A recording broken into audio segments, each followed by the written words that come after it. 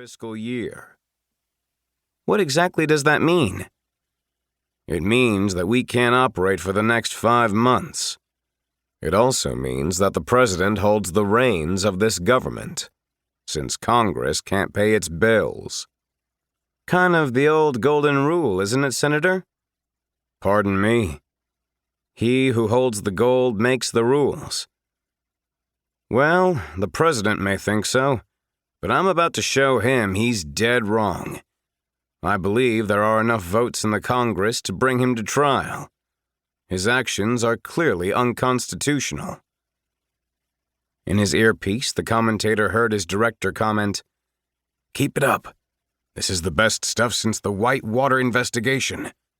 Our Instapoll shows that we have over 70% of Americans watching us right now. Hold it a minute. We have a news bulletin coming in now from the White House. Stand by. We're going to the White House now." Senator Grant, we have just received an urgent message from the White House. Please stand by while we get this latest update. The life-sized monitors in the newsroom sprang to life. The familiar face of Linda Lipsey, WWN White House correspondent, appeared on the screen.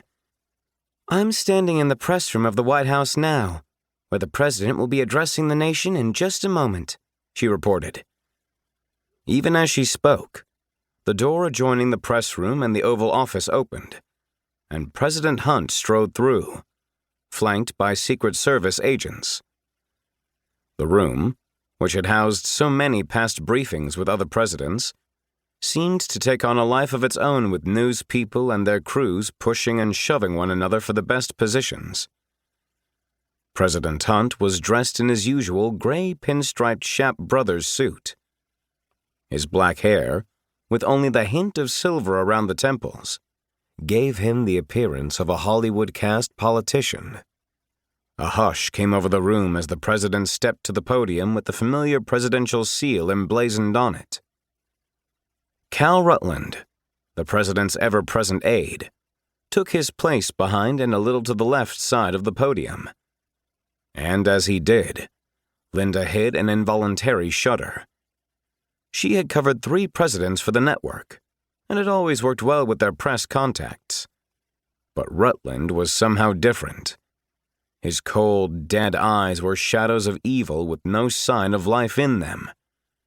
Or maybe no soul, she thought. The normal fanfare surrounding the presidential press conference was totally absent. Clearly, each member of the attending press sensed the sobriety and tension of the occasion. A solemn President Hunt began, "Ladies and gentlemen, I have something to say that is of the most critical importance to our nation. I wanted the American people to hear this announcement from me directly. As you well know, fellow citizens, our nation is struggling for its very economic survival. As your president, I'm empowered to invoke the Balanced Budget Amendment to reestablish the stability of our monetary system. I have chosen to do this by 2 methods. First, I have authorized the National Budget Director's Office to freeze all government spending until a new budget can be drafted that will match our income and expenses. Second, I have authorized the implementation of a new electronic monetary system known as DataNet that will restabilize our currency. Without this, my advisors tell me, the entire economy might collapse. But even with these changes, the crisis is not past. With the escalation of tensions in the Middle East and the disastrous increase in petroleum prices, we face the possibility of a worldwide depression. Clearly, the Congress lacks the will or the courage to deal with this crisis, despite my consistent warnings that action must be taken quickly." Senator Grant nearly leaped out of his chair when he heard the president's last statement. "Lies! Lies!" Grant muttered through clenched teeth. Common sense told Grant it was useless to rail at a monitor. "I'll bide my time," he thought, trying to control his anger.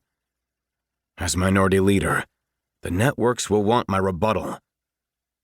Shifting his attention back to the screen.